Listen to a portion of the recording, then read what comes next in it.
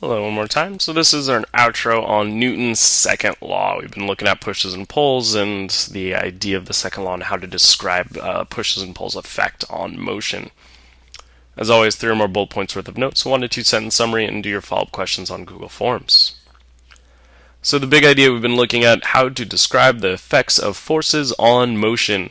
Well, now that we know about Newton's second law, which is basically the general case for the effect of forces on motion, let's look at a special case of Newton's second law. That's where we're going to go with next. So the unit focus that we looked at, again, we looked at second law, F equals ma, and weight as a special case of second law. So we've already looked at one special case, and we're actually going to look at another. In particular, let's explore what happens when the the net force is zero. What does that look like? What does that entail?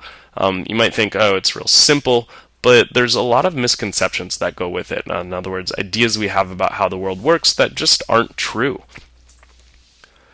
The collection focus, again, we covered Newton's second law. You might hear me say that over and over and over again, Newton's second law, F equals ma. And you might be like, wait, what about the first law?